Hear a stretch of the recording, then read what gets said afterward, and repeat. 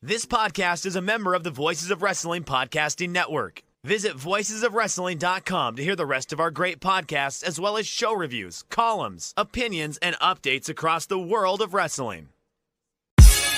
Competition starting to get thick, it's the click, so I hope you work your A game. A man, no lame. From the track when we unite and spit, this is an A game. Better bring your A game.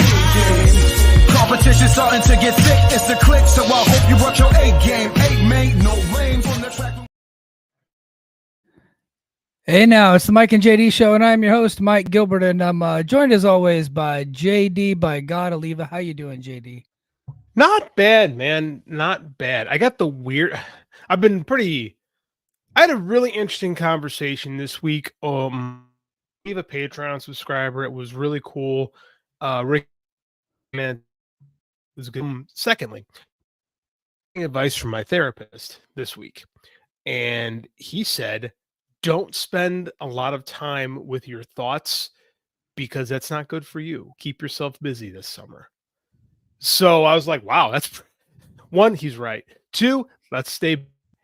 And based into that Tuesday, Gaijin, my book that I've been prepping for a long time now, it's finally, now that summer is like here and I'm not fighting with school and all that, the Kickstarter is finally going to go live on Tuesday. And I'm really, really excited about that, man. It's the best book I've ever written.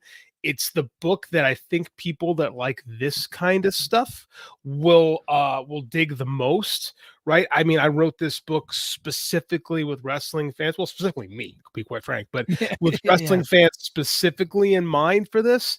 And dude, I'm excited. Like, not only are we going to launch the book, like you got the ebook is going to be available, so it's going to be real cheap. You can get that for $5. Just get a simple ebook.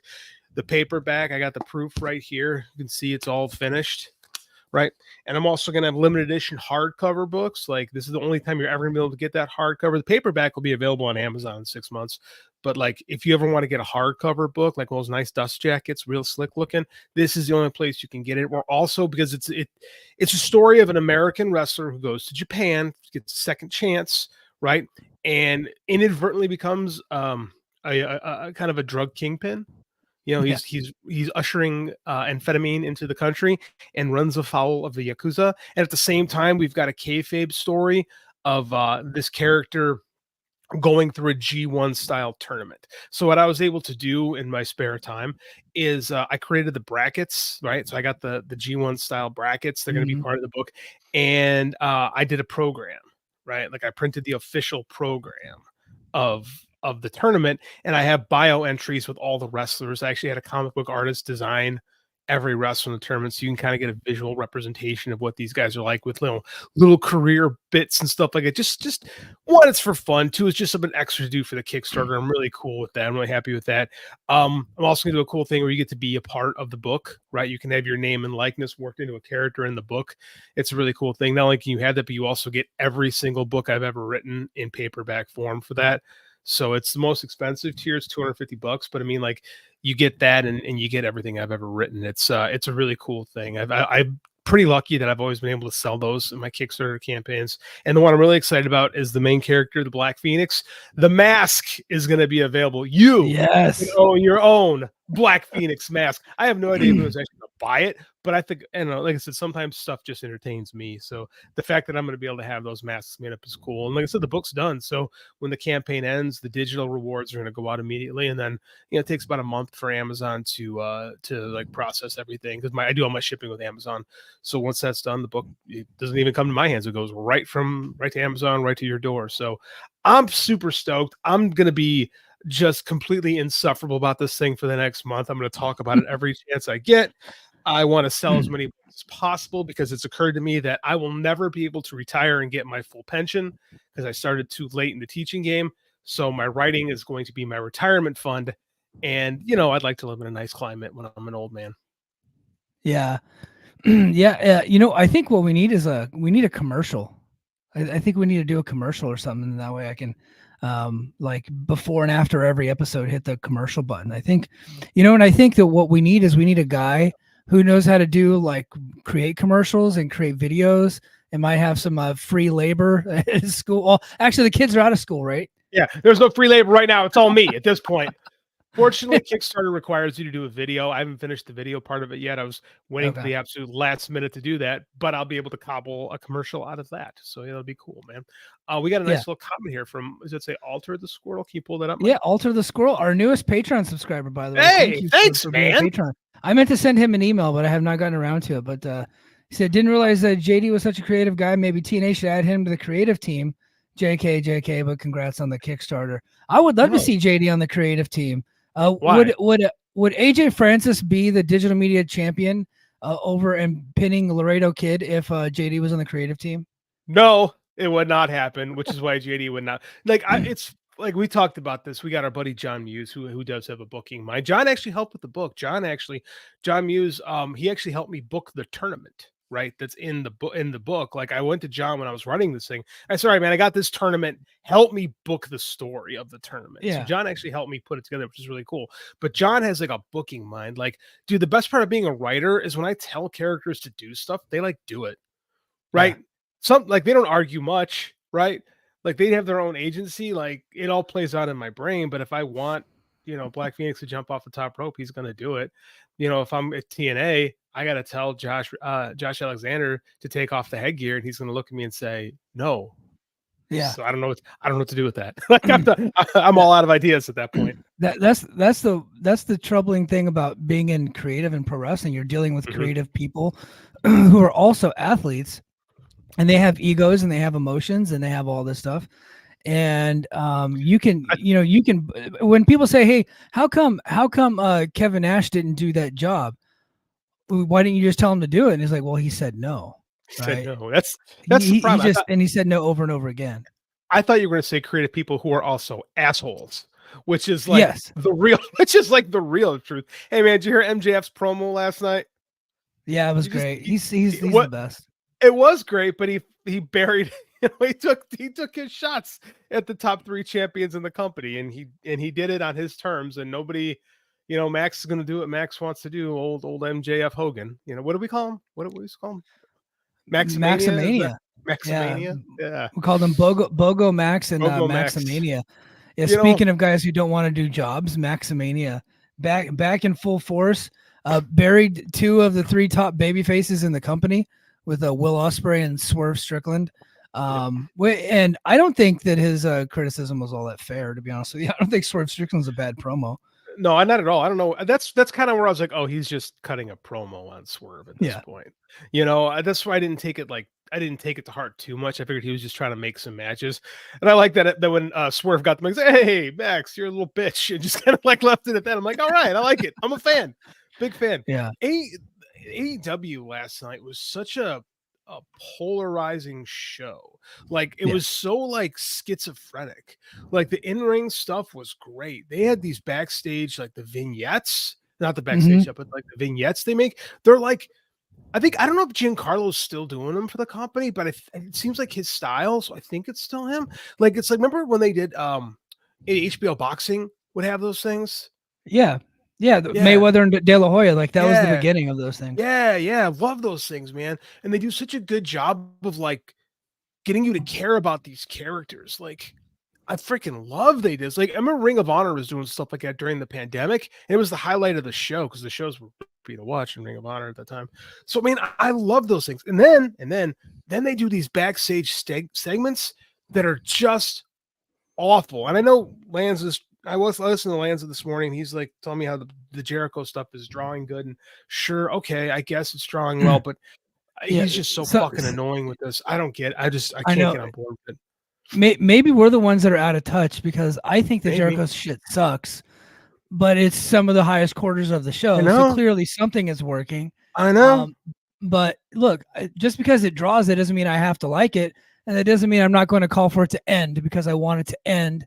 Because it's, honestly though, it did make the show a little bit of an easier watch for me last night because I fast forwarded. Like I fast forwarded through a lot of it. Yeah, I couldn't. I watch it on demand on YouTube TV, so I was able to and I typically try only to fast forward the commercials and not fast forward the segments and stuff because I want to be able to speak on it intelligently.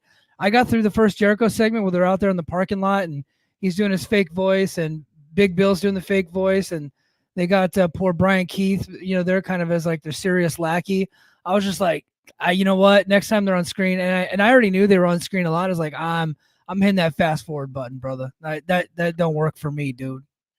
Well, we had this great interview with Mark Briscoe show, right? Didn't go to the show. It was like it's a YouTube exclusive, and I got to watch. And Chris Jericho's yelling at everybody. Like it's weird because we had our nameless buddy was like, "Oh man, I don't know about the show tonight." And the first half hour of the show, I'm like, "What are you talking about? This 4-way was awesome. Max had a great promo. What do you mean? The show's been really good."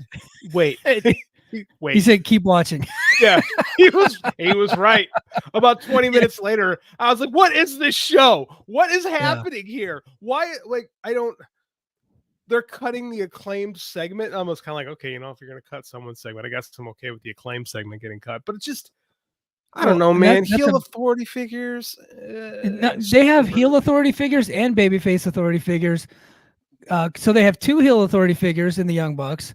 And they got 2 babyface authority figures with Christopher Daniels, who comes out to music, and Tony Khan is very much an on-screen authority figure now. He fought against it forever, but he very much is one. He was the one that made the match for Roderick Strong. It made no logical sense, but then Roddy Strong made no logical sense, and then the sons of bitches made that really great vignette about him. And I was just like, but I was like, I'm still mad at the way he got the match, but okay, like I'm still gonna watch it. But you didn't have to do the bullshit way to get there. I'm gonna play devil's advocate on that particularly. Like Swerve's a fighting champion, right? So he'll just fight anybody. And I looked at this. Okay, Will won the casino, blah blah, and he gets a major spotlight on the pay-per-view, not the PLE, which I was really happy that Swerve corrected. But Bully Ray on Busted Open this week when they interviewed him, he said, "We don't do PLEs, we do pay-per-views." Good job, Swerve. So I was like, okay, Will gets the big shot where Roddy gets just a TV match because I don't know. I'm trying to justify it in my own head. It doesn't. A world title match. It doesn't bother me. I guess. Yeah, it doesn't bother me though. I mean, it's not like that important. But you remember when we were doing Brace for Impact, right? Mm-hmm. No, I blocked most of that out. It was the night after Bound for Glory, and it was in Albany, and it was the night that Bobby Fish did the "Where's the Lie" promo, right? Well, that yeah, JD looking very Tozawa. Well, that night, Bobby Fish came out, or actually it was Frankie Kazarian. Frankie Kazarian came out and did option C. I'm cashing in the X Division title that he'd won the night before, and I want to get a shot at the world title on pay-per-view. And then like 10 minutes later, Bobby Fish comes out. "Hey, Josh, can I have a shot?" And Josh is like, "Yeah." So it's like he didn't really. So the moral of the story is, Frankie, you didn't have to cash in your X Division title. All you had to do was ask, you dummy. And that's kind of like, okay, you know, Will Ospreay went through that gauntlet, had to beat all those guys. And one of my favorite matches on Dynamite ever, by the way, loved the match.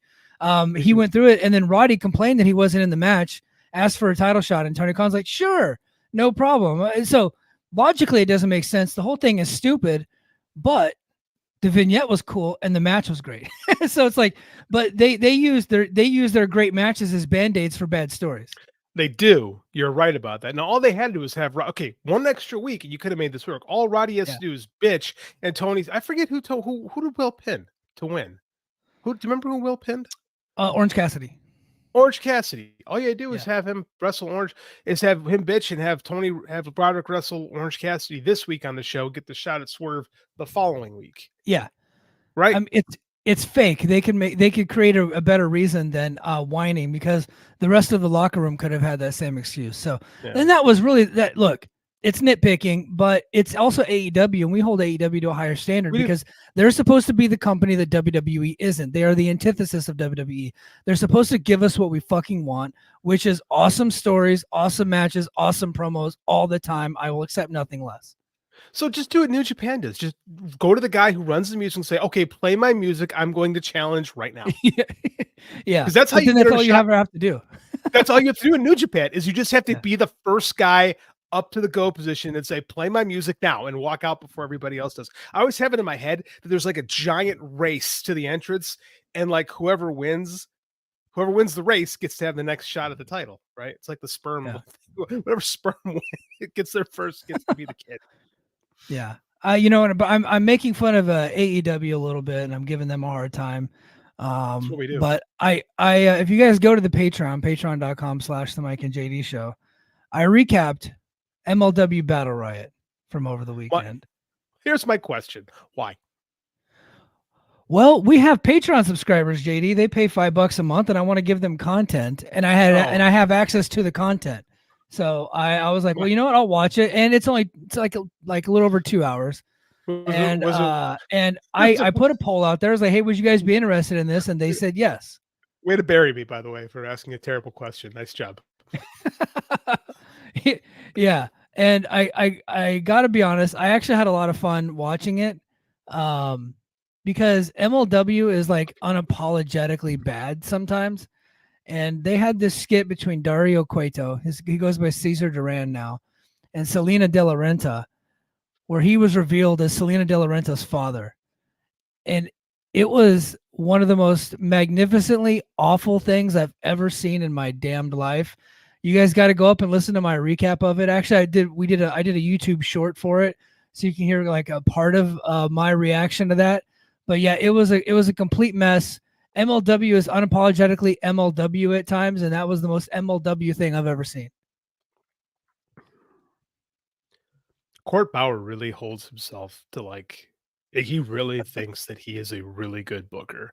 Like I used to listen to the MLW podcast back when it was just him and Kevin Sullivan doing a podcast before he launched it. And he really thought highly of himself as a booker. We both headbutted with Court a couple times publicly. So I mean, like I don't want to make this like a personal thing, but I used to really like MLW. 5 years ago, it was before AEW really got going. It was probably my favorite promotion. It really was. I thought it was really good back then. And like he has never quite gotten to that spot again. Yeah. I don't know what this is.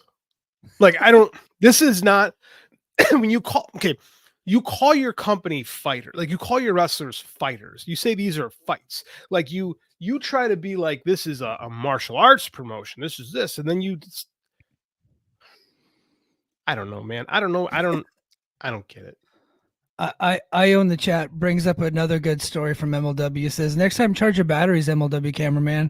So there was a scene. I can't remember which match it was, but that one of the camera they had a really good shot, and all of a sudden like a flashing thing said, "Your battery dead," and then they cut away from it and went back to the hard cam. So one of the cameramen forgot to charge their batteries. But like their production was no worse than what I've seen on a lot of TNA shows. So I did give them a hard time, but that specifically I wasn't too hard on them for. Okay, let's production guy, right? Production guy. Yeah. Let's do this real quick. Yeah. Was that a live show? Yes. That was a live show. Okay. It was live on YouTube. Yes, sir. Okay. So that's a problem. So say if it was a taped show, you should have your ISO cameras and you should easily be able to edit that out, even if it's live to tape. So what they need to do is they need to replace that file with an edited version because that really makes you look stupid. JD, camera guy, they have already done that. They have already uploaded Battle Riot 6 remastered. That's good. Yeah. That's what I want to hear. Good job. Good job, Court. However, mistakes are made. Charge your batteries, cameraman. Be a professional. Yeah. Surprisingly, AJ Francis and Alex Kane was actually a pretty good match. I really enjoyed that match. You're lying. Alex Kane's pretty good. And you know I like Alex Kane. Yeah. No, they worked really well together. They really did. And they had Mark Henry and Teddy Long were like kind of overseeing the match because it was it was for the they're fighting over like who gets to run Bomaye, and they had to sit on the throne for 10 seconds. They had to incapacitate your opponent for 10 seconds and sit on the throne of Bomaye. They actually did a really good job with the match. And look, you listen to the flagship. I get the feeling Joe Lanza is gonna give it a glowing review for that match. I get the feeling he's gonna agree with me because we talked about it. It actually was a pretty fun match. I dug it. Okay, I mean, I do find it funny that Mark Henry's being like, because I listened to that Busted Open after Joe was talking about it, so I listened to the Busted Open interview with Swerve and Mark Henry and Bubba Ray, and they were like, they don't present Swerve Strickland enough as the AEW champion. They don't do. And like I like that Swerve pushed back and said they do countdowns to my segments. I'm on the show every week, da da da da da. And he really I think it seems to be that Mark Henry is going to go after that grifter money now because apparently he was upset that he got paid for 3 years to do nothing. Yeah, So I mean, that's like a I don't bad thing, understand I guess. complaining about that, but I mean, clearly, Mark thinks highly of himself, and he's he's kind of in that boomer stage of his career. So nobody's going to be selling enough. They're not grabbing enough holds, and they don't do it the way he wants them to do it. So that's probably going to be a part of his persona going forward. So excited about that. I'm so thrilled. My favorite thing is when people talk about Dave being on the take, which is the most, if you ever read or listen to Dave Meltzer, it's the most ridiculous thing in the world. But Dave Meltzer's on the take. Meanwhile, all these guys bend over backwards to try to bury AEW and promote WWE. Like these guys trip over their own feet to try to get that like charcuterie board. Like people that are there are lots of media members on the take, but they never get called out. I find that interesting. Yeah, I had a weird, not a weird, but I had a pretty fun conversation with some guys that are like in their early 30s, and then they had like a guy that they're supervising. He's like 22, maybe 21, right out of basic training, right out of boot camp. And he was in boot camp, and he actually part of boot camp Air Force training. Now they actually get issued iPads, and they don't have to drink out of canteens. And they're a lot of the stuff that I had to do 20 years ago, they don't have to do, right? And so I come in and they go, Sergeant Gilbert, listen to this. This guy, he got an iPad, he got this, he got that. He didn't have to drink out of a canteen. And they go, what do you think about that? And I was like, guys, I came into the Air Force during the Iraq and Afghanistan war. I was preparing for a war that he's not preparing for. The war that he's preparing for is very likely to be waged over the internet. So it makes total sense that they would actually teach him how to use modern technology than whenever I was going through, and we had to walk everywhere, and we had to drink out of canteens. We had to wear gas masks for hours at a time, and we had to do all this other stuff.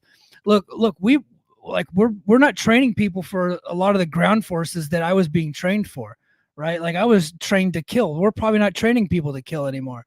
And so like I'm completely okay with them updating the way that they do their training, because things are different right now. We are like the next war is going to be waged. It's going to be waged over the internet. It's going to be taking out each other's satellites and killing power grids and doing all of that stuff. And then eventually we're going to be slinging arrows and using battle axes again, because we've gone full circle essentially. So that's my mentality with pro wrestling. It's like, look, it's not good or bad. It's just different now. It's not what it was when you were going through it. And I think Steve Kern on his interview with Garrett and Dave, I thought he hit the nail on the head. He's like, look, just because it's not for me, that doesn't mean it's bad. It just means like, it's new, it's different. It's just what they're doing. They're working for a modern audience. I was working for a different audience back then. Yeah, I thought that was a great. I texted Garrett about that. So this is the best interviews you guys have ever done. I thought it was fantastic, the Steve Kern interview. As a teacher, I agree. Like, and I hear a lot of people, not so much in my department because I'm in the career tech department. What we do is to try to teach modern technology to kids, right? That's everything we do. But I hear so many teachers bitching that things aren't the way they were in 2005. Yeah. Right? It just comes from people that don't have that growth mindset of, man, I want to change, I want to improve, I want things to be better. And it's like almost like an inferiority complex where you want to make sure everyone goes through the same things that you did, because it validates you and your experience, rather than saying like, hey man, I want things better for the guys that come next to me. I want to be in a better spot. I want to be a better leader. I want better guys underneath me. I think too many people worry about that stuff. And I'm really glad that you're not one of those guys, Mike. Yeah. Sometimes I could be an old salty guy, but for stuff like that, just because they're doing things differently than I do them, but I still am very big on like respect and respecting authority and all that stuff. And if they get out of line that way, I'll take care of it. But because, I'm not mad that they got issued an iPad. I'm jealous that I didn't get issued an iPad, because in 2004, iPads didn't exist. Do you know? It was just a different time. So I don't know about the state of Hawaii. Your daughter's going to be in kindergarten this year, right? Yeah. So she should be issued a Chromebook at the beginning of the year. I'm not sure if she will be or not. I will have to look at, but I'm thinking she might be. Yeah. Because I know in the state of Illinois and in most states, kids are given a Chromebook right away. And that's pretty much what they use from here on out. Like everything that I had to proctor the ACT this year. The SAT. What an awful day that was. All done on the keyboard, all done on the Chromebook these days, man. They aren't filling in bubbles. You gave these kids a Scantron sheet. They look at you like, what am I supposed to do with this thing? Fill in bubbles? What the fuck is that? Like, they have no clue. Like, that's just, and so what kids are learning, everything they do is on the computer. But that's the way the world's going. That's the way the world's going. The way the world's going. Yeah, we actually haven't even gotten to our first topic. So I want to go over some of the free agents that have already hit free agency and that are coming up for free agency. And we've talked about some of them before, but I just want to hit some of these names and run them by you and run them by the chat too. And chat, I am going to get to you guys. If you want to stop us dead in our tracks, throw in a super chat, but I'm going to try to get to everybody. Super chat. So it got leaked, not leaked, but it got I think it was Lucha Libre Online had the report today that Pentagon Jr. is going to be hitting free agency come this September. At least his contract is coming due this September, and I think that's a very interesting name. Now I know I have taken a lot of L's predicting that people are going to go to the WWE, but I think he could be a strong candidate to actually jump ship. Because it just seems like he has not been a major part of the show in a long time, Pentagon Jr. I think he's got a lot to offer. I do think he's got a lot to offer. I think that about 10 years ago, right? Maybe a little bit more than 10 years ago. No, about 10 years ago, when he was the lead heel on Lucha Underground, he was probably my favorite heel in wrestling at that time. God, I love that shit. It was stupid. Don't get me wrong. Everything I bitch about with MLW with Lucha Underground was more than guilty of, but at least Lucha Underground like presented itself as like a telenovela with wrestling, right? That was like, you knew what you were getting with Lucha Underground. That being said, I like everything Penta has done in AEW. Here's the do I think he could go to WWE? Yeah. Do I think that would be necessarily great for him? No, I don't. And this is why is Dragon Lee hasn't exactly gotten a chance to cook in WWE, right? I keep hearing about people cooking. Like, that hasn't happened. Andrade was supposed to cook when he came back to WWE. That hasn't happened. He's already bitching about, how things were better in AEW on Twitter. That is a man who is incapable of being happy anywhere with anything. So that being said, go ahead. We should have had a countdown clock on Andrade being unhappy, talking about his love of AEW. That's hilarious to me that he's tweeting about that he was in AEW, CMLL, and AAA, Real Latino Man. I just like, you just can't be. Maybe the problem is you. Everywhere you go, you seem to be miserable. Why is that? Here's the thing, though, is they don't push people who aren't native speakers very well. Even on, I know Paul Levesque is the greatest booking mind ever. Some dude named Scott Fishman, who I've never heard of, but has a bazillion followers on Twitter, was talking about how he would have booked the Alliance perfectly, and I ran my face through the wall when I read that tweet. I think it was King of the North that showed it to me. Thank you, King. Like, I know he's the greatest booker ever. Like, we cannot ever say anything bad about Triple H, but he don't book non-English speakers very well. Doesn't. No. So I don't think going to WWE would be the best for him. I think he's kind of locked into a spot in AEW.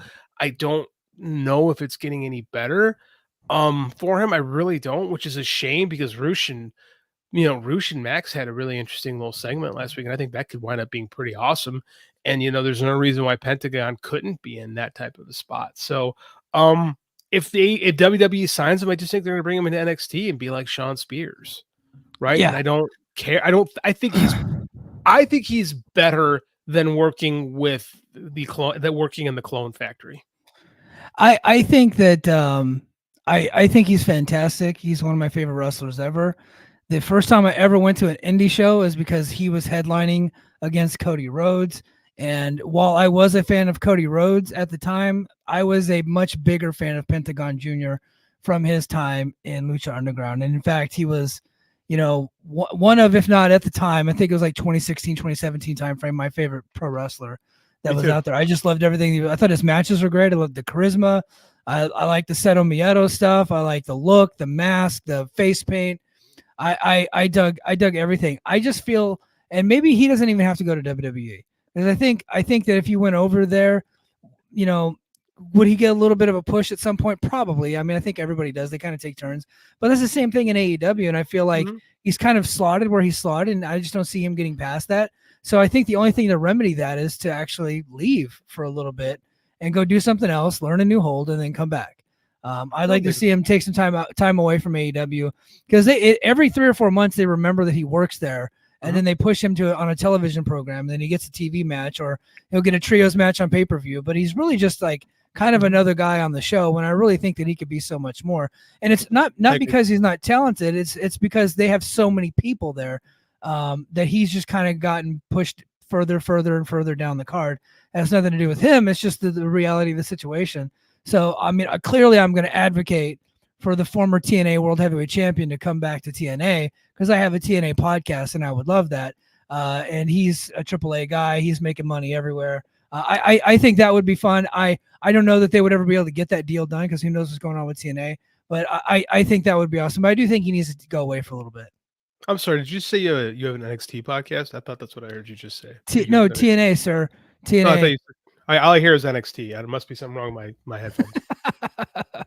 NXTNA. That's what Jordan Grace came out with on her jacket. I saw. Yeah. I may or may not be gonna sell T-shirts that say NXTNA on them pretty soon. We can Oh yeah, see, I expect that's what I expect. We can get our buddy Regular Scott or Salty Scott on the show now. You guys can talk about NXTNA all the time. It'd be perfect. Yeah, well, if they do a battleground show, I might jump on there with to talk about Jordan Grace being on it. Maybe we'll do something. Yeah, you should, but I just need to take cheap shots.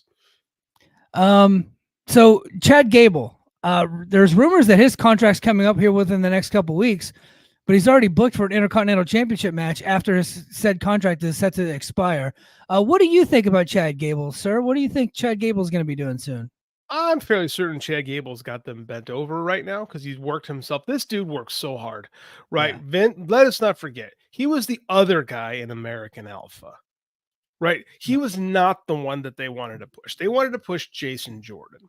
They wanted Jason Jordan to be Kurt Angle's son. They wanted Jason Jordan to be the guy, and they always try to push Chad Gable, to the back. They never want to give him his due. And that dude has worked his ass off. His body is fantastic, right? Because he works like a dog. He got himself over. He's one of the best workers in that company, if not the best, in my humble opinion. He is in a prime position that he has worked himself into a very over spot, and he's kind of got him bent over. Because if he were to jump right now, he would be jumping when he was at his hottest, right? Yeah. This is the hottest Chad Gable has ever been. I don't think he's not going to resign. I think he will resign with a healthy pay bump. And if not, I know somebody that would like to have him. Who wouldn't want Chaz Betts fresh off of WWE television to show up on their television show? And a former Olympic wrestler, right? Of course. Mm-hmm. And I think AEW would be salivating to be able to get him, because he's been wasted for so long in WWE, and they finally got behind him. And he's in this really good program with Sami Zayn, and they're doing a great job with it. And I know they got the big match coming up. I think it's a Clash of the Castle. So I think that WWE actually will. They wouldn't be booking him at Clash of the Castle if he wouldn't already agreed to a deal, or if they didn't already have something worked out. You know what I mean? So I'm pretty sure he's sticking around a while.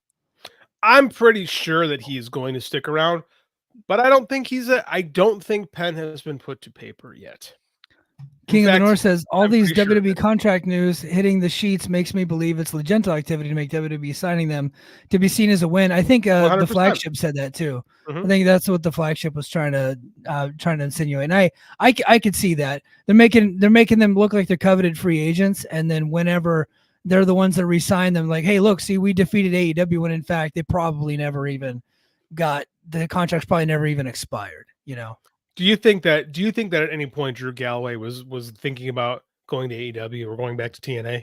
No, that was never going to happen. No. Legento, man. Legento, say what you want about Khan and Legento. They're very good at stroking the media. Honestly, lick it up. He's a tremendous hire for them, because they have manipulated the media so well, and I don't think they're bad people. Maybe they are, but I think they're doing their job so effectively. Mm-hmm. They have the media just totally flipped on its ass, and the media is bending over backwards for that guy right now to get any scoop that they can. You know, NXT on Tuesday night, they had the one kid, the Irish kid from Fightful. I don't even want to say his name. He was tweeting all day about how crazy NXT was going to be, and they're feeding this kid all this stuff. And because they never said anything about it being crazy, he had everybody worked up in a frenzy. And then, of course, all of the aggregate sites are talking about how crazy shit's going on because this kid has had some legitimate scoops. He's had some legitimate PR coming from NXT, and he's been able to post it, and he's feeding all the aggregate sites. And turns out nothing happened that was crazy. It was a run-of-the-mill NXT show. They just happened to have Jordan Grace on it, Squash and Stevie.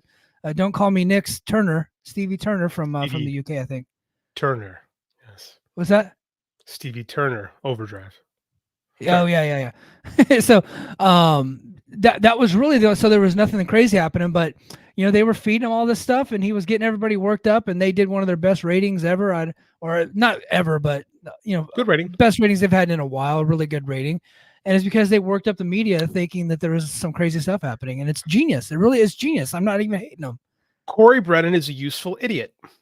Yeah, that's what you do with them. I mean, like the little 22-year-old Irish turd can get offended, but Fightful, I've made my opinions on Fightful very clear on this show, especially that guy. He's a useful idiot, right? When you're sitting there doing PR work, dude, Sean basically admitted that what they do is PR.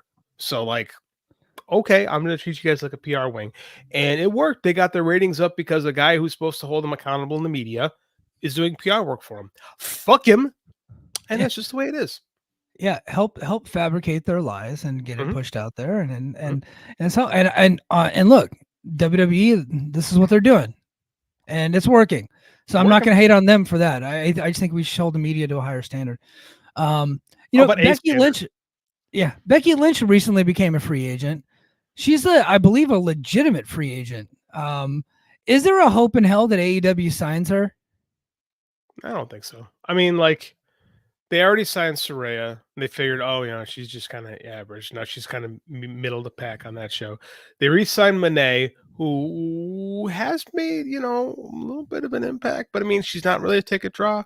She's not really been a proven ratings draw, despite what we hear in certain Discords. Like, what is Becky Lynch going to do for you? Like, if you here's the thing, is WWE has built these people up so that they works best with their media behind them. You take Rebecca Quinn shows up in AEW, like, who cares? Like, it doesn't matter. Like, I this is what they've designed, so good on them. Like, if she were to show up in AEW tomorrow, okay, cool. Is it going to make a difference for the show? No, it's not 2018 anymore. Yeah. I think AEW needs to focus on the roster that they have and start trying to make them into bigger stars. And I think they are. The ticket sales don't reflect yet, ratings don't reflect yet, so we'll see if it's working. But they won the night. Yeah. So what did they beat NXT this week? Yeah, they did. Okay, that was going to be I think a talking point for all of the grifting sites. Like, oh, NXT beat AEW this week, and AEW dead. LOL. I thought that was going to be a talking thing. So here's the thing: is we can do the AEW dead all you want, but I mean, like, it won. It won last night with no sports competition. It won.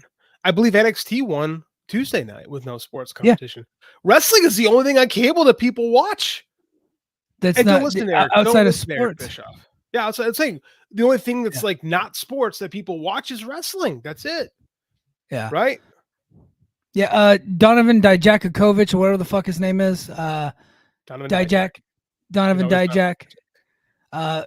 Mojo Rawley's his agent, right? Dean Mutati is Dijak's agent. Is he really? He actually started a talent agency, and a lot of wrestlers have signed with him. And so he did a good job putting out a press release through Fightful. As Sap's like tight with all those cats. And they put it out, making it seem like a lot of people were really interested in Donovan Dijak's services. And I think it's very sweet that Fightful put out that story. It's very cute that they did that. I don't see anybody giving a shit about Donovan Dijak becoming a free agent. He was great in PWG 10 years ago, but that was a long time ago, and he has been nothing ever since. He looks like, you remember when Alex Wright stopped being Alex Wright and became Berlin? Like, that's what Donovan Dijak looks, just more tan version of Berlin from WCW. Like West Berlin. Yeah, he's like West Berlin. Yeah, that's an old joke. Yeah, man. 2016 to 2018, him and Donovan Dijak and Keith Lee had like this incredible series of matches in Ring of Honor and across the Indies that were just like awesome. And Keith Lee actually got to do some stuff in both companies. So didn't live up to the potential. But Dijak, like, what's the highlight of Donovan Dijak's career? You know, what was he? Slapjack? Which one was he in? He was Slapjack in that group Retribution. I think the funny thing is that all of the males from Retribution are now, if Dijak does hit free agency, they're all free agents. And so, you know, Game Changer Wrestling is going to be like booking them to do a Retribution. Well, one of them's in New Japan. He's with the Mighty Don't Kneel. Don't ask me which one. Shane Hayes. He's hitting free agency too. Oh, is he really? Okay. He is. Yeah, he is. Now I don't know that he's, you know, because all of those foreigners, the Gaijin wrestlers in New Japan, they always leak that they're going to hit free agent, and then like their contract rolls over, or like in New Japan, just like, hey, you want to stay? Yeah. And then they just sign the same deal that they get every year. Yeah, that's whatever. Just goes to show that WWE superfan King of the North says a T-Bar. He knows his WWE, folks. He does. Who am I to question the king? He knows sports entertainment. Yeah, who cares, man? I mean, like, he's talented. Like, honestly, he's probably serving his best role right now, just being a dude in NXT that, you know, 28, 25-year-old former football players can throw around, you know, hanging out with the Clone Factory. Yeah. Unfortunately, about Dijak, I don't think that Tony Khan will be able to not sign him. I don't know that he has that in him to not sign that guy, because he was a PWG guy, and I think those guys probably like him. You know what I mean? Like the Young Bucks and those cats. You're probably right. They should not sign anybody for the next like 6 months, right? Yeah. There's nobody that they should sign. There's literally not one single person that, you know, that I think is coming available that I think, man, they should like bend over backwards to sign that guy. Not one. Yeah. Yeah. But we'll keep an eye on all the free agents coming up. That was a free agency frenzy, everybody. I'll try to do that every once in a while when we got a bunch of contracts coming due. We'll just hit them all at one time. All right, let me get to the chat, and then we'll go to our main event topic, because I know a lot of the TNA fans, the TNA faithful, want to talk about this. I've gotten a lot of DMs about what's going on in TNA, so I want to address it again. Let's see. King of the North says, I'm here to make sure Mike is ready for Jordan Grace versus Tatum Paxley. You know, that's the second time I've heard that name. And my cousin Joe said it looks like Jordan Grace will be taking on Tatum Paxley at Against All Odds. And that's not a real person. Like, you can't convince me that's a real name. That's a real person. That's not true. That sounds like that sounds like a porn star name. Like, that is the fakest name. Coming on stage, Tatum Paxley. Like, it just sounds so phony. Yeah. Yeah, so I just, unless she shows up with a graphic, I'm just going to believe that that's not a real person. Name cannot be blank says, I disagree with Max's promo being good, but I think I'm in the minority on that. And that I suppose I can accept that. You know what? Maybe the content wasn't that great, but Max has just got a great delivery that I think he just knows how to get it over. I disagree. I think he had a mission statement. He came out, he had a mission statement, told you what he was going to do, got the fans over, and then like Roosh came out there, showed Roosh a shit ton of respect, and built a really interesting program with Roosh out of nothing. I thought it was actually one of the more effective Max promos we've had in well over a year. Yeah, and I thought when he was hitting with Max with the cuss words in Spanish, I was like, hell yeah, let's do it. Yeah. Yeah, Dan Goucher says Jericho treating everyone like they are dumb is funny, but he's overdoing the fake smiling shit. Look, he's very much doing a character that he wants everybody to hate. Yep. Unfortunately, I think it's gonna just like, and the fact of the matter is I'm wrong, and that it's gonna cause people to change the channel. For some reason, everybody just really likes whatever Jericho's doing anytime he's doing it. And it's just a rehash of the same thing over and over again. He turns heel, he creates a faction, brings in a couple of lackeys, none of them end up getting over, and then the faction breaks up. That's it. Yeah.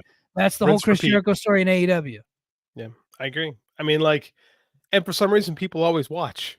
Like, yeah, we all talk about being the minority. We're in the minority on that because I don't get it. Yeah. John Muse in the chat said coaches are often harder on their best players, perform to the higher standard. Yeah. I mean, it makes total sense. Let's see. King of the North says, I stand by the fact that MLW went downhill when Teddy Hart started doing crazy moonsaults each week. Well, I think what ultimately killed MLW, not killed because they're still around, obviously, Hey, killed Teddy Hart, man. Let's watch the way we phrase things. I watched the whole documentary about that. It turns out he's innocent on the killing people. He's innocent. He didn't that was the conclusion, but at least he was innocent of actually murdering somebody, as far as I know. So, is there something that I don't know? Maybe no, I don't know. I'm just having okay. Yeah. I think AEW and WWE rating all their talent really hurt them, because Court Bauer in like 2018, 2019, MLW was awesome. But you take a look at the talent that they had. Oh my God. It was great. MJF, Matt Alex Riddle. Hammerstone, Matt Riddle. Yeah. Oh, dude. John Morrison was there at the time back when he was still pretty good. Like that first Battle Riot, Filthy Tom. Like, it's awesome. There's so much great talent. I think Jeff Cobb was in it too. Like, there was so much good talent in MLW when they first got back going. And they got pilled, like when AEW got going, because it was all freelance talent they were using. And AEW was like, we'll pay that guy, we'll pay that guy, we'll pay that guy, and we'll pay that guy. You know, we'll give them a living wage. And it really hurt it really hurt MLW, but what really hurts MLW is the fact that their storylines are bad. Ultimately. Let's see. Hold on. Oh, Baby Huey goes to a lot of this WWE stuff as media, but they never gave him any free cheese. See, that's bullshit. Baby Huey needs some free cheese, man. Come on. Yeah, Gentle. I know you're listening. He works for one of the most powerful rock stations in the entire country. You can give the man some free cheese. Yeah. What are we doing? Let's see. I'm trying to find some more folks in the chat. Alter the Scrolls, the 99% sure Chad is resigning, but if he really wants to go for the authentic Kurt Angle run, I wouldn't mind him in TNA. Here's the problem with that. TNA is not the same TNA that it was in 2006 when they signed Kurt Angle. They were the only other game in town. Right now, I don't think if Chad Gable really hit the streets, I don't think TNA would be able to outbid AEW for his services. I just don't think they'll be able to do it. But I mean, as a guy with a TNA podcast, I think that would be great. And Baby Huey, yeah, he said, I saw Stevie Nicks last weekend at Bottle Rock in Napa. Bottle Rock's a huge festival in Napa every year. They get all the How is she? I know she's got like 70 something now. How is Huey? I think you're still there. Tell me, how is Stevie Nicks at this point in her life as a performer? I'm super curious about that. Probably still hot. She's great. Probably. Yeah, she was quite the performer back in the day. All right, and then somebody made a comment about me getting a Big Con T-shirt or making my own Big Con T-shirt. Guys, look, until I see evidence that they put 3,000 people in the Verdun Auditorium for Slammiversary, I will not be wearing a Big Con T-shirt, and they have not proven themselves to be able to do 3,000 tickets. They can even give away a bunch of tickets. Is there a Big Con T-shirt, or do you have to make a Big Con T-shirt? There is no Big Con T-shirt. I would have to make one. There is a. We should do. yeah.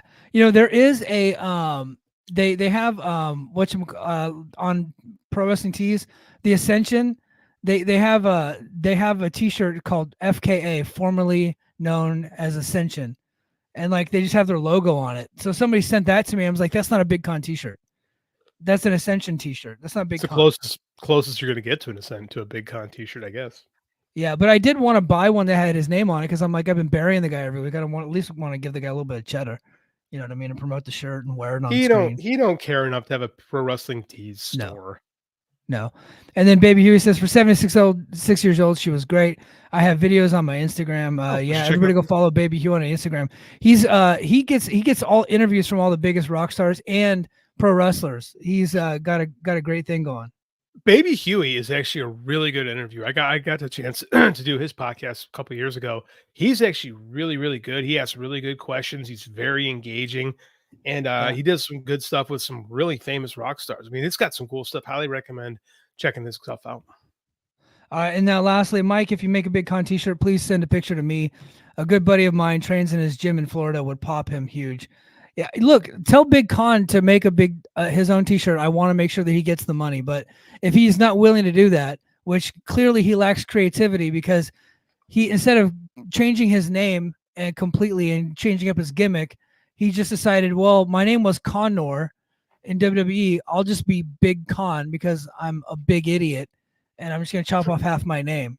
So Big Con. But I'm sure the guy Ryan Parmenter. who actually did an interview with one of my friends from the UK. He's actually probably a pretty nice guy. But Khan, the character, I'm just, come on. It is a big con. Hold on. I'm going to pull one of these up, actually. Stephen Patrick says JD should attend Against All Odds. Maybe that will get him invested in the product. Where is Against All Odds, Mike? Chicago, Cicero. Oh, I'm not going to that. Yeah, it's on Friday. It's on Friday. Not this Friday, but next Friday. I have gone to I did go to the TNA show like 2 years ago, and I had a great time there. I don't know, man. I haven't watched TNA. I have not watched a single TNA show since I left Brace for Impact and we launched the Mike and JD show. And that was, how long ago was that? We've been doing this for 2 years now, Mike and JD.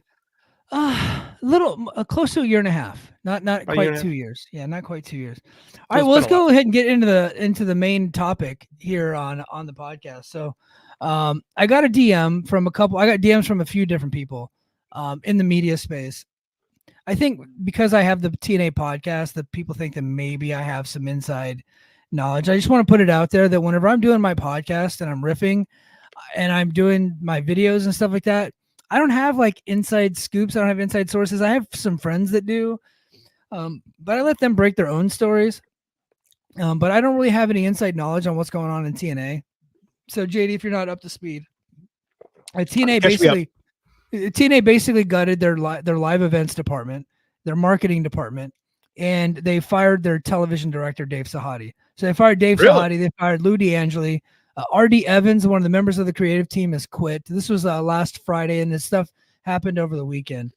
So I did Brace for Impact over the weekend, and on my video I put out, and I very clearly said I was theorizing here, but I did run my theory by a pretty prominent member of the wrestling media, who is really in the know with TNA, and he said, man, I think he didn't really say exactly this, but it's something to the effect of, he goes, I think that might be what's happening. And so my theory is they gutted the live events and they gutted the TV director or the TV production because Invicta's got a TV deal.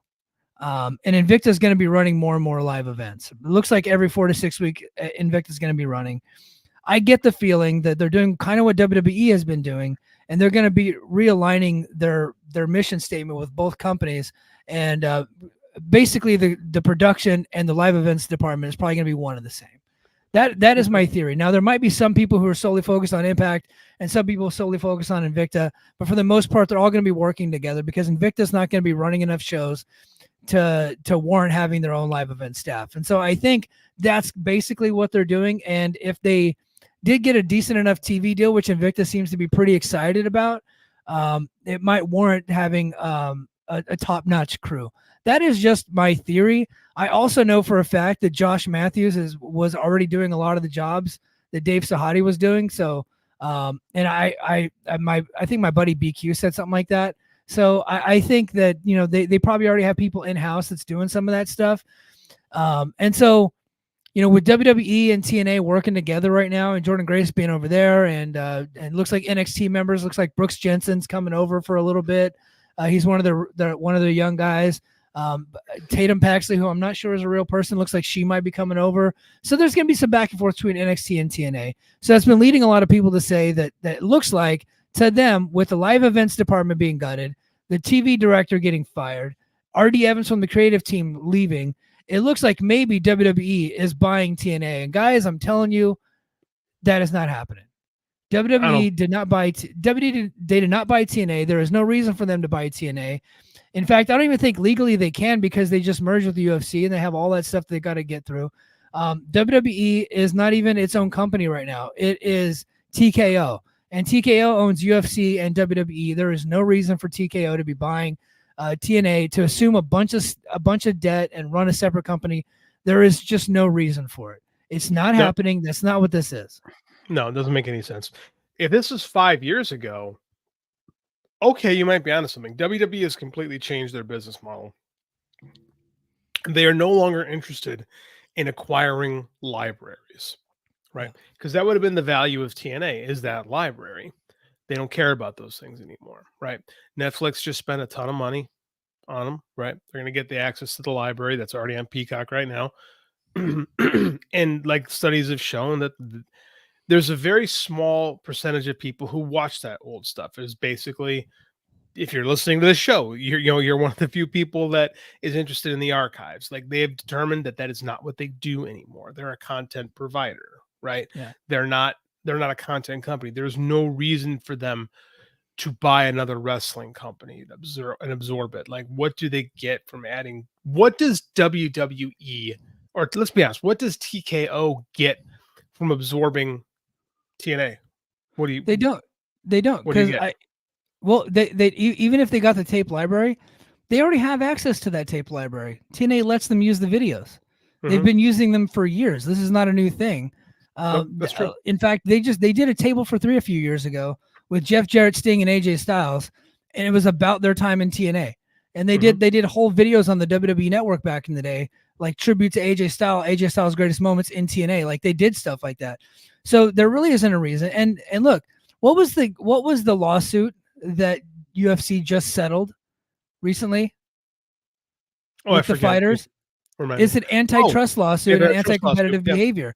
And the reason why they had that lawsuit is because the UFC was buying up Strikeforce and bought up WEC and removing their competition so that way it would to keep fighter pay down. And that was the big lawsuit. And they settled for hundreds of millions of dollars. It would be completely, utterly, preposterously stupid for TKO to buy a company like TNA, a small company, not get much out of it, and open themselves up to a potential antitrust lawsuit in the future.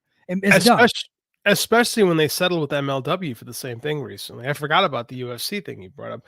But yeah, MLW, and they said they had a case. The judge thought there was a case there. And very quickly, we'll put this way, court's been spending lately, so they got a nice settlement. It's not hard to see that. So why would you want to appear to be anti-competition? Why would you buy anything? And I said, there's just no reason for them to buy stuff anymore. There's just no reason for them to absorb other companies. It doesn't make any sense. It makes more sense for them to sell off some of the old libraries that they have, because they're not really like, it's going to be on Netflix, but other than like a few of us, like, and I still go on Peacock from time to time, and I'll watch I'll watch Mid-Atlantic Wrestling from 1982, Sergeant Slaughter and Ricky Steamboat as a young guy. And I'll watch some of that stuff, but I don't think that many people are watching it. In fact, I think if they sold a library, there's probably people can make money just putting those videos on YouTube and just getting ad revenue from it versus just having it on Netflix. I think there's something to that, but it makes no sense. And Mike Johnson had a report earlier this week.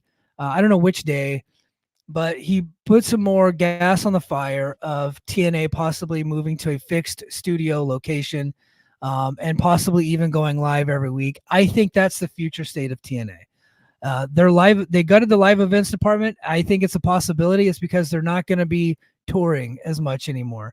I think they're probably just going to go back to a studio, which is smart, because if you look at the TV tapings they just had in Cincinnati, it's 200 people in a bar sitting on their hands. What you could have, you can go back to the Impact Zone in Orlando or Full Sail in Orlando, or you can go to Vegas or whatever you want to do. I think that makes much more sense for them than for them to go touring. Now, I think they should still tour for the pay-per-views and their bigger shows. I think they should go to their Cicero stadiums and stuff. They still do well in those locations, but whenever they couple their events with TV tapings, they run back-to-back nights, the second night never does very good, because they're just not a powerful enough brand to be able to get people to come back 2 nights in a row. So I think it makes all the sense in the world for them to go back to a studio. Right. Remember, they let Scott go because he was spending too much. Right. Yeah. That was the ultimate thing, is spending too much money. They're consolidating. There's not a lot of profitability in TNA. Let's be honest. It just isn't. So it makes sense to cut things back.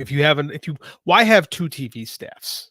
Right. Yeah. Especially when the one you have isn't doing a very good job. So, yeah. Everybody wants to cry about Dave Sahadi getting fired, but I was like, I've been telling them to fire him for years. and maybe it wasn't all his fault. And I know the guy wasn't working with a very good budget, and he was working for every time they go to a new town, they're using a different crew, and they probably have some guys that are volunteers, not exactly trained. And he's probably old and tired by now. Guy's in his 60s, and I understand that, because I'm 41 and I feel old and tired all the time. But I just did not feel like the production was up to par. Lou D'Angeli, however, has done the best job that I've seen anybody do in that company since I started covering it back in 2019, as far as live events. And in fact, they're about to break their anthem record with the event coming up in Montreal. It's already their biggest on sale, their biggest pre-sale that they've done in 10 years. They could possibly get me in a Big Con t-shirt. That's how well that bastard's doing. Yeah, but if you're not going to tour that much, what's the point of having a tour guy? Exactly. If you're not touring for every single taping, there's just no reason to do it. But if you're going to be at a fixed location and you'll tour around for different shows, you can hire a team locally to promote your show locally. You don't have to actually have the same staff to do it all the time, I saw someone in the chat say that they're going to be looking at the place maybe in Full Sail where WWE used to tape NXT. I think that'd be real smart because what you also have there is you can have access to the students, and the Full Sail students are going to be better than whoever. Full Sail is not TV. Full Sail is not aligned with WWE anymore. So that actually ended in the pandemic. Excuse me, that ended in the pandemic, and I think that would be a great. Speaking as a guy who this is what I do for a living, I teach kids how to work with cameras and stuff like that. Having that kind of experience for your students would be invaluable. Having that resource, because you have students, but the people at Full Sail University are going to be way better than the guys they have shooting right now. Right. You have people that are going to be professionals, and Full Sail does do a pretty good job of staffing their people, of finding jobs. Because like when you work in production, the vast majority of jobs are freelance. Was my life for 20 years. Like you work freelance, you take a job here, you take a job there, blah, blah, blah, blah, blah. Like, so they do a good job from what I've been told of having their alums work in that world. So you're going to have access to kids that are pretty good. Right. That's what TNA should do right now. They should. And I hope they can make that work. I hope so too, because not only will they save costs on production costs, they give them the opportunity to run live every week, but not only that, they'll save money on hotels and trans, because a lot of their talent already lives in Orlando, because they typically hire people who get fired from WWE, and a lot of them have been living in Orlando for years. A lot of wrestlers live in Orlando. And tons of wrestlers just like to live in Florida anyway because there's no state tax, and that's where WWE. Like I know their headquarters is in Stamford, Connecticut, but let's be real, WWE headquarters is in Orlando. It's Orlando and Jeddah, right? Like they just happen to have an office building in Stamford, Connecticut. Jeddah. So it makes all the sense in the world to move to Orlando. I think Full Sail would probably be the best way to go, dude. I was watching Jordan Gray. I have not seen NXT in a long time, right? So, but I watched last week and I saw Jordan Grace come out. And they got the PC is awesome. Like it's probably for like a small time show, one of the best places to hold a wrestling event, just because of the look of it. They got the big screens, the crowd's going crazy all the time, and their fans are super into it. And there's like not even 200 people there, but they're just crazy rabid people, and they're just very into it, man. And it's just like almost like a perfect place for small time studio wrestling. Here's what's funny to me is people always say how hard it is to draw week after week in the same locale. WWE's been doing this with NXT for a decade now. Yeah. Right. They're the closest thing we have to like a territorial wrestling system is NXT. As far as like drawing the same people week in and week out. This is why we didn't shit on the idea of AEW running that esports arena in Texas later this year. Because if they can do that, if they can make that their own version of like the Performance Center or Full Sail, then they can have a control. Because we actually, Mike, I don't know, where did you find those documents? Were they not supposed to talk about that? No, you can talk. I'm sure the flagship is talking about it, but they're on the VOW Discord. Oh, is that where you got that from? I never hang out in the Discord. Yeah. So like Mike, we were going over like what AEW is paying to run Arlington, and it's a freaking steal. Like it's like steal. 14 grand a night. 14 grand. That's nothing. So like, if you can figure out a way to make that a cool thing, and this is what WWE has done a really good job of, is they've made those NXT shows feel like going to Memphis, right? Yeah. Or feel like those old time territory. And we don't give WWE enough credit for that. They have captured the feel of studio wrestling or Center Stage or Techwood back with WCW and NWA. Like they've done a really good job of capturing that vibe. Right. And I think that it would benefit AEW if they could do that with either their shows or if they ever figure out this Ring of Honor thing in a similar way. So, yeah, if TNA can do the same kind of thing with Full Sail, like I think wrestling needs more small arena stuff and less giant basketball arena stuff because it all starts looking the same after a while. Like, say what you want about NXT. The show has a vibe that's totally different. Yeah, and they've built a very loyal following there in Orlando. Well, all right, guys, that's gonna do it for us this week. JD and I are gonna take a little bit of a break, and then we're gonna head up Patreon to start the beginning of our new series, Who Killed WCW, where we recap the Vice series on Who Killed WCW. Eric Bischoff. It was Eric, but we're still gonna recap. We're still gonna recap it. That's gonna be exclusively for the Patreon. Go to patreon.com/the Mike and JD Show. And until next time, mahalo. Competition starting to get thick, it's the click, so I hope you work your A game. Ain't no lame from the track when we unite and spit. This isn't A game, better bring your A game. Competition starting to get thick, it's the click, so I hope you work your A game. Ain't no lame.